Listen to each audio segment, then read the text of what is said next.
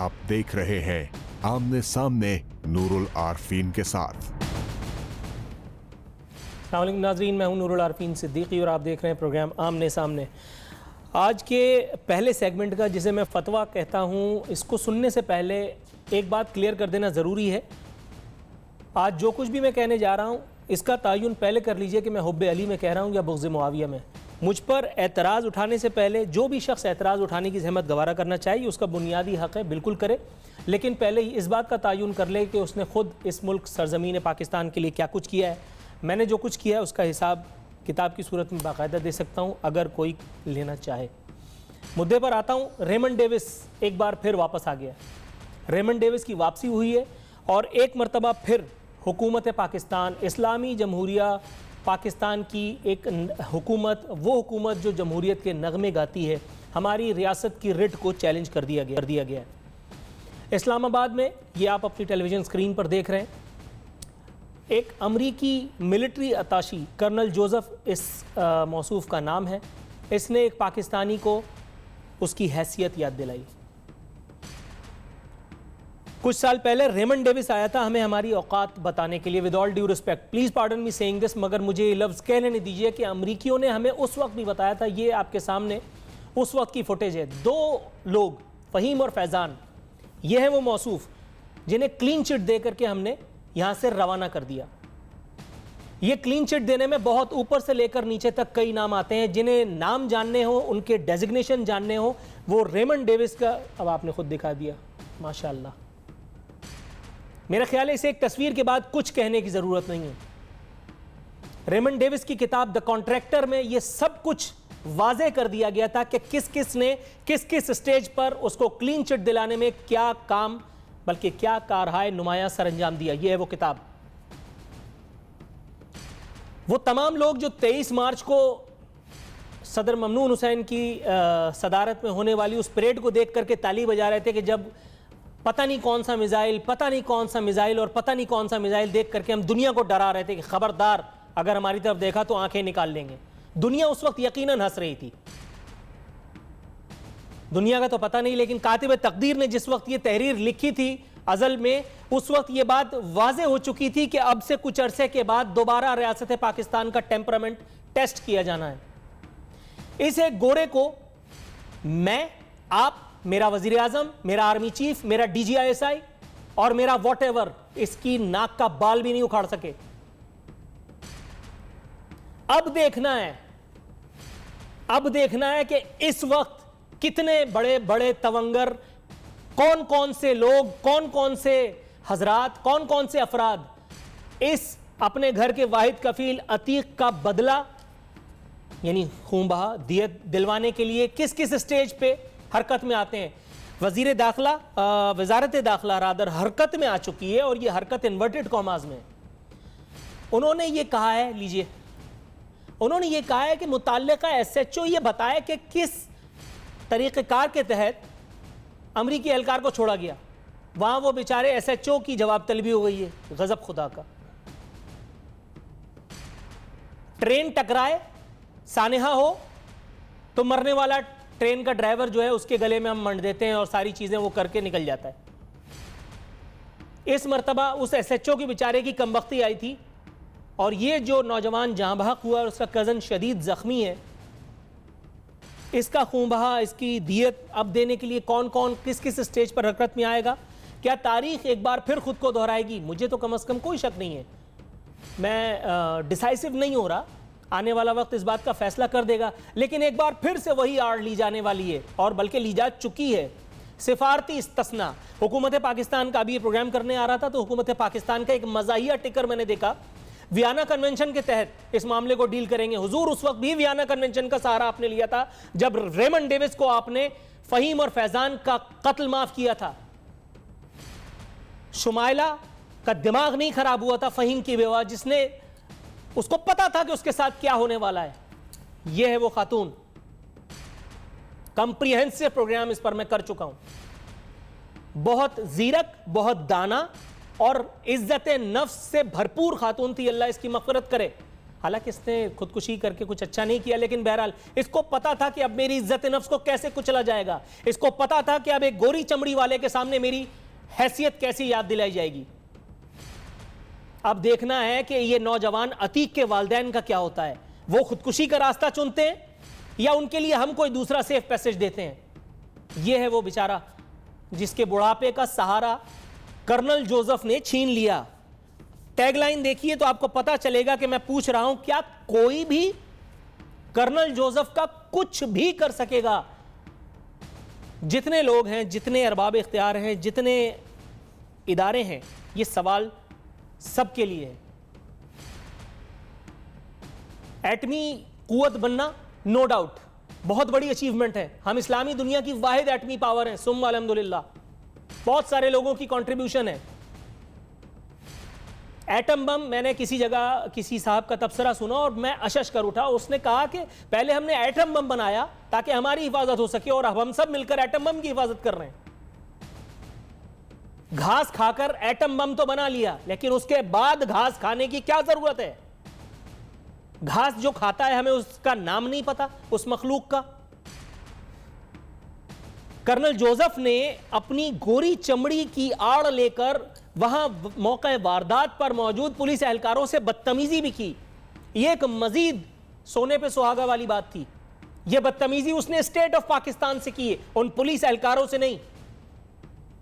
یہ سوال state of the Pakistan سے، یہ سوال متعدد اداروں سے، ان کے سربراہان سے پوچھا جا رہا ہے۔ سفارتی استثناء، کیا سفارتی استثناء اس چیز کا نام ہے کہ کوئی بھی امریکی کسی بھی پاکستانی کو ملک کے کسی بھی حصے میں رون دے، فٹ بال کھیلے ہماری ریاستی ریٹ کے ساتھ، ہماری عزت و آبرو کے ساتھ؟ مگر شاید کچھ سوالات کی قسمت میں جواب نہیں ہوتے۔ یہ سی سی ٹی وی فوٹیج دیکھیے اور اس وقت تک دیکھیے جب تک آپ کو ان سوالوں کا جواب نہیں مل جاتا، جب تک آپ کو یہ پتہ نہیں چل جاتا کہ امریکی سپیریئر ہیں یا ہم انفیریئر ہیں۔ میں جو کچھ بھی کہہ رہا ہوں، میں حب علی سے متاثر ہو کر کے کہہ رہا ہوں یا خدا نخواستہ بغض معاویہ کا شکار ہو کے کہہ رہا ہوں؟ کیا میں جو کچھ کہہ رہا ہوں حالات و واقعات اس کی دلالت نہیں کرتے؟ اب دیکھنا ہے کہ اس ایٹمی ملک کی طاقتیں، اداروں کے سربراہان موصوف کو ٹریفک سگنل توڑنے کے جرم میں 250 روپے جرمانہ کر کے دیت کا ڈرامہ کر کے روانہ کر دیتے ہیں، یا رب کائنات نے کوئی تونگر اتارا ہے اس سرزمین پر جو اس بار کم از کم امریکہ بہادر کو یہ بتائے گا کہ بہت ہو چکا۔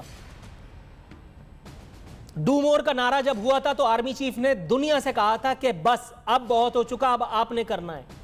ایک مرتبہ پھر وہی کیفیت ہے۔ اب دیکھنا ہے کہ آرمی چیف بتاتے ہیں ہمارے وزیر اعظم، لیکن وزیر اعظم کیوں بتائیں گے؟ وزیر اعظم تو خود کہتے ہیں کہ میرا وزیر اعظم کوئی اور ہے۔ تو یہ بات تو یہاں اسٹریٹ اوے ختم ہو گئی۔ وزیر اعظم پاکستان کے ساتھ امریکہ میں جو کچھ ہوا، میرا خیال ہے کہ وہ ایک ایٹمی ملک کی سوورینٹی کے ساتھ جو کچھ بھی ہے، میرا نہیں خیال ہے کہ اس کے اوپر مزید کوئی ایک جملہ بھی کہنا چاہیے، کیونکہ بات نکلے گی تو پھر دور تلک جائے گی۔ اسی کے ساتھ یہاں وقت ہوا پروگرام میں ایک مختصر سی کمرشل بریک کا۔ بریک سے واپس آئیں گے تو کل کے اس چھوڑے ہوئے موضوع کو کمپلیٹ کرنے کی اپنے طور پہ صحیح کریں گے، جس میں ہم نے اسکول مافیا کا ذکر کیا تھا۔ آج ہمارے ساتھ موجود ہیں وہی مہمان کمال صاحب، خالد شاہ صاحب، کل ہمارے ساتھ بوجود ہمارے پروگرام میں شریک نہیں ہو سکے تھے۔ سیکنڈ سیگمنٹ میں ان کا تعارف آپ سے کراؤں گا۔ بریک کے بعد دوبارہ حاضر خدمت ہوتے ہیں۔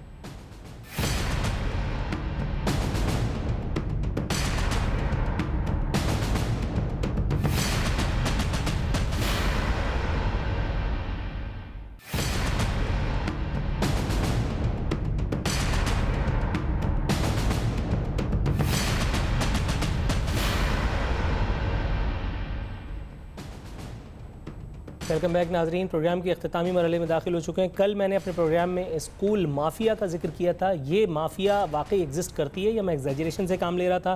کل ہمارے گیسٹ ٹریفک جیم کی وجہ سے ہمارے پروگرام میں شرکت نہیں کر سکے، جس پر بھی شکوک و شبہات کا اظہار کیا تھا میں نے۔ آج میرے ساتھ موجود ہیں سید خالد شاہ، سینٹرل چیئرمین آل پرائیویٹ اسکولز مینجمنٹ ایسوسی ایشن سندھ کے سینٹرل چیئرمین. سر آپ کو پروگرام میں خوش آمدید کہتا ہوں. کل میں نے اپنی محدود علم کی روشنی میں یہ محسوس کیا کہ ہماری حکومت پہلے ڈیری مافیا سے بلیک میل ہوتی رہی, ڈرگ مافیا کے آگے ہم نے گھٹنے ٹیکے, ٹرانسپورٹ مافیا تو خیر ہمیں کچھ سمجھتی ہی نہیں.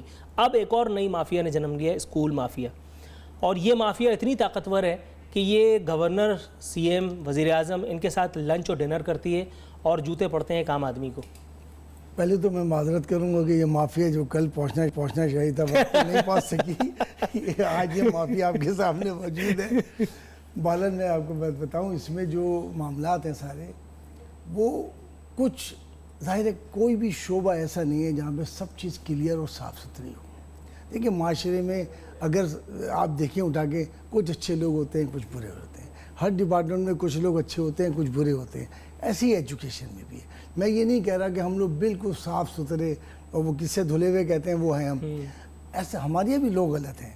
لیکن اگر ہم انہیں سپورٹ کرتے ہیں, اگر ہم ان کو ان کی مزید ان کی ہمت حوصلے بڑھاتے ہیں تو پھر ہم غلط کرتے ہیں. لیکن ہم نے حوصلہ کبھی نہیں کیا. ہم نے ایسے لوگوں کی حوصلہ شکنی کی. سر غلط کرتے کرتے کرتے کرتے نوبت یہاں تک آئی, میری دروازے کی گھنٹی بجی, ایک خاتون کھڑی رو رہی تھیں, میں پریشان ہوا. میں نے اپنی بیگم سے کہا ذرا ان سے پوچھو ہوا کیا ہے. پتہ یہ چلا کہ ان کی میٹرک کی طالبہ, ان کی بیٹی, اس کا ایک معاملہ یہ تھا کہ اس کو اضافی فیس وہ چارج کر رہے تھے. یعنی جو فیس ان کو دینا بنتی بھی نہیں تھی کیونکہ وہ پاس آؤٹ ہو چکی تھی. اب وہ اسکول کا پرنسپل, جس کو میں اگر آپ کو دور سے دکھا بھی دوں تو آپ ایک لوہار اور پرنسپل میں کوئی فرق نہیں کر سکتے, وہ اسکول پرنسپل موصوف نے یہ فرمایا کہ جی جاؤ جو کر سکتی ہو کر لو. اب ظاہر ہے کہ یہ ایک پوری چین ہے, چین آف کمانڈ ہوتی ہے. ایک اکیلا آدمی مافیا نہیں ہوتا, مافیا تو بہت ہوتی ہے نا. وہاں میں نے ان خاتون سے معذرت کر لی. میں نے کہا میں کچھ نہیں کر سکتا کیونکہ اگر میں کچھ کرنے کی کوشش کروں گا تو وہ آپ کی بیٹی کا پریکٹیکل روک لے گا, وہ اس کا ایڈمٹ کارڈ روک لے گا, وہ اس کا واٹ ایور روک لے گا, مجھے پتہ بھی نہیں, اور آپ پھر آئیں گی روتی ہوئی, پھر میں کچھ نہیں کر سکتا. سر لوگوں کو, اساتذہ اکرام, ود آل ڈیو رسپیکٹ, میری والدہ خود ایک پرنسپل رہی ہیں 35 سال. اتفاق سے یا حادثاتی طور پہ یا خوش قسمتی سے میری ساس بھی پرنسپل ہیں. تو میں 2 پرنسپلوں کے بیچ میں گھرا ہوا ہوں اور میری پیدائش بھی خاصی تعلیمی ماحول میں ہوئی الحمدللہ. تو وہاں میں تعلیم کا یہ جب زوال دیکھتا ہوں تو دل خون کے آنسو ہوتا ہے. اصل میں اگر اس میں زیادہ پرسنٹیج ایسی ہوتی, مطلب 60% لوگ ایسے ہوتے جیسے آپ ذکر کر رہے ہیں, تو میرے خیال سے یہ اس وقت ڈوب جاتا, یہ کشتی ڈوب جاتی. لیکن اس وقت ایسا نہیں ہے. ہم نے بھی اس کو ایسیس کیا ہے. مطلب یہ کہ یہ 10 to 20% جو آپ ذکر کر رہے ہیں وہ ایسے اسکول ہیں. 80% اسکول بہت اچھے ہیں, ریزنیبل فیس چارج کر رہے ہیں اور بہترین تعلیم بھی دے رہے ہیں. میں آپ کو ایک اسکول کا نام بتا دوں نام, یا میں ایسے نام کی ضرورت نہیں, نام ضرورت ہے. ایک بہت ہی جسے کہیں ریزنیبل فیس چارج کرنے والا ایک اسکول ہے جس نے او لیول میں 3rd پوزیشن لی ہے. تو وہ بھی تو لوگ ہیں نا. آج او لیول آپ کے یہاں کیوں پروان چل رہا ہے؟ آپ کے خیال میں نرسری اسکول, نرسری کی فیس کیا ہونی چاہیے؟ مونٹیسری کی وہ تو دیکھیں وہ انوائرمنٹ پر ہے, وہ بلڈنگ پر ہے, اس کی بہت ساری چیزیں پیمانے ہیں ناپنے کے. انوائرمنٹ کیسا ہے, بلڈنگ کا سائز کیا ہے. یہ تو سر انڈسٹری ہوگی تو کاروبار ہوگا. نہیں دیکھیں انوائرمنٹ تو اب اگر ایک سبرس میں اسکول ہے, آپ اگر اس کی پوچھیں تو میں کیسے بتاؤں گا آپ کو, اور ایک کلفٹن پہ ڈیفینس میں اسکول ہے, تو سب میں تو فرق ہے نا. وہاں اے سی لگے ہوئے ہیں, وہاں بہترین انوائرمنٹ ہے, وہاں جو ٹیچرز ہیں well qualified. On an average nursery کی کیا ہونی چاہیے فیس؟ نرسری کی میں کہتا ہوں منیمم 2000 تک کم سے کم ہونی چاہیے. اور اگر میں یہ کہوں کہ 4,500 پونے 5,000 ہے تو وہ تو آپ نے منیمم کا پوچھا تو میں نے آپ کو بتا دیا نا. میکسیمم 4,500 پونے 5 بنتی ہے. بالکل بن جاتی ہے. جب آپ ٹرین ٹیچر رکھیں گے, جب آپ ان کو 60,000 50,000 سیلری دیں گے. سر خوشی سے مر جائیں گے وہ اساتذہ جن کی تنخواہ 50,000 ہے. نہیں ایسا ہے. میں آپ کو صحیح بتا, ہم تو گنے چنے ہوں گے سر, کہاں مطلب. میں یہی بتا رہا ہوں کہ وہی پھر گنے چنے جو ہیں جن کی شکایت کر رہے ہیں آپ, وہ گنے چنے نہیں ہیں. یہی تو میں آپ سے عرض کر رہا ہوں کہ یہ ایک بڑا اکثریت ہے.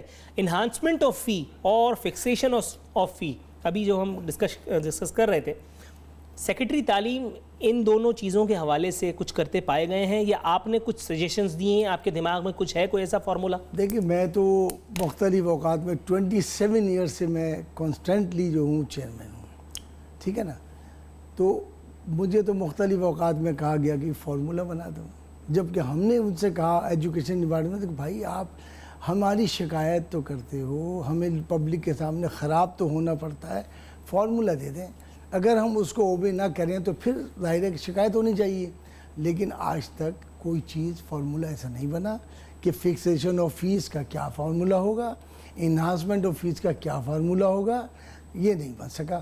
یہی وجہ ہے کہ اب ہائی کورٹ نے جو کہا ہے 90 ڈیز ان کو انہوں نے دیے ہیں کہ بھائی آپ یہ فارمولہ ہمیں بنا کے دیں. تو میں اس کمیٹی کا بھی ممبر ہوں، ہم نے اپنے اعتبار سے اس کو 45 ڈیز رکھا ہے اپنے لیے. اچھا، یہ آپ لوگ بند کمرے میں ساری چیزیں طے کرتے ہیں اور سامنے والا جو ہے وہ اپنے مفاد کو ڈیفینڈ کرنے کے لیے یا اپنے کیس کو پریزنٹ کرنے کے لیے آپ کے سامنے نہیں ہوتا.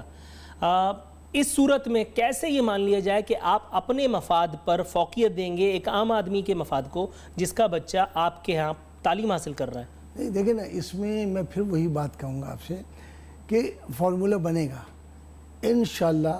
اس وقت جو مڈل کلاس کے اسکول ہیں وہ بھی ہیں، جو ریٹ آف فیس زیادہ چارج کر رہے ہیں وہ بھی ہیں، ہائر فیس چارج کرنے والے، ان سب کی ایک کمیٹی بنی ہے اور اس میں ہم بیٹھ کے انشاءاللہ تعالیٰ کنسنسس کے ساتھ اس کو ہم بنائیں گے. کیونکہ میں نے تو سجیشن دے دی آج سے 1 سال پہلے کہ 10% سے زیادہ انہانسمنٹ نہیں ہونی چاہیے، اور اگر وہ 2005 سے انکریز کر رہی ہے تو وہاں کیپ لگا دو. آپ کی اپنی ہی برادری میں سے لوگ آپ کے خلاف ہو گئے ہوں گے، ظاہر ہے، لیکن میں کہتا ہوں جو صحیح بات ہے وہ صحیح ہے. تو بات یہ ہے نا کہ وہ سارے ان ساروں نے ایک اور جو راستہ ڈھونڈ لیا. اب وہ ہاتھ کھڑے کر لیں گے کہ ہم تو جو ہے وہ خالد شاہ صاحب کو جانتے ہی نہیں، ہم ان کی ایسوسیشن کے ممبر نہیں، پھر کیا کریں گے؟ نہ بنے، لیکن پھر ہم سپورٹ نہیں دیں گے، ان کو شیلٹر نہیں دیں گے، نمٹے پھر وہ خود. ہمارا شیلٹر بھی تو ان کو چاہیے نا، تو ہم نہیں دیں گے ان کو شیلٹر. آپ آئیے اس کے اوپر، یا پھر اسکولوں میں نت نئے پروگرامز ہوتے ہیں، ایونٹس ہوتے ہیں، کلر ڈے، فلانا ڈے، ڈھکانا ڈے، بہت ساری ایسی چیزیں جن کا تصور پہلے نہیں تھا، اب ہوا ہے، ظاہر ہے کہ چینج ہو رہا ہے. میں ایک چیز، کیونکہ یہ سب میں ڈسکس کروں گا، لہٰذا میں ابھی کل پرسوں جو ہمارا ایک پہلا اجلاس تھا اس میں یہی طے پایا کہ ابھی جو ہم اندر بات کر رہے ہیں نا اس کو ڈسکس نہ کیا جائے، اس کو اوپن نہ کیا. نہیں، میں آپ سے وہ نہیں پوچھ رہا. میں آپ کو ایک وعدہ آپ سے کر رہا ہوں، چاہے میرا نام خراب ہو، چاہے ایسوسیشن کچھ ہو، میں حقیقت پہ مبنی بات کروں گا. کیونکہ ماں باپ حقیقی وہاں پر ہوتے ہیں، روحانی ماں باپ ہم ہیں.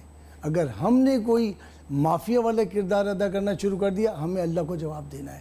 اور یہ وہ منصب ہے جو نبیوں کا منصب ہے، ہمیں دنیا سے کچھ نہیں لینا. میں جو بات کروں گا وہاں ریئلٹیز پہ کروں گا، وہ بات کروں گا جس پہ پیرنٹس بھی خوش ہو جائیں گے اور ہمارا بھی کام چلتا رہے گا. Let's hope for the best. Sir, آپ نے جو آخر میں گفتگو کی ہے وہ سن کر کے تو آنسو نکل آئے. اللہ کرے کہ آپ کی کوششیں رنگ لائیں، والدین کو بیچاروں کو ریلیف ملے. ناظرین، اسی کے ساتھ ہی میرا خیال ہے کل جو ہم نے سوال ایک بڑا اچھی بات مجھے کسی اینکر نے کہی ہے کہ خالد شاہ وہ ہیں جو ایجوکیشن کے لیے کام کر رہے ہیں، اس کو نیلام کرنے کے لیے کام نہیں کر رہے ہیں. چلیں، یہ ان کا بھی حسن ظن ہے سر، لیکن بات یہ ہے کہ اب دیکھنا یہ ہے کہ خالد شاہ صاحب اس ایک معاملے میں جو ایک میجورٹی کا معاملہ ہے، اس ایک معاملے میں کیا کچھ حاصل کرنے کے لیے کامیاب ہوتے ہیں. ناظرین، کل جو ہم نے سوال اٹھایا تھا اسکول انڈسٹری کو، اسکول مینجمنٹ کو ہم نے کٹہرے میں کھڑا کرنے کی کوشش کی تھی، ان سے احتساب کرنے کی کوشش کی تھی. آج میرا خیال ہے وہ سفر پورا ہو گیا. ان کا ایک نمائندہ ہمارے ساتھ موجود تھے، خالد شاہ صاحب. ان کی باتوں سے کس حد تک آپ اتفاق کرتے ہیں اس کا فیصلہ آپ پر چھوڑتے ہوئے نور العارفین صدیقی اور آمنے سامنے کی ٹیم کو اجازت دیجیے. فی امان اللہ.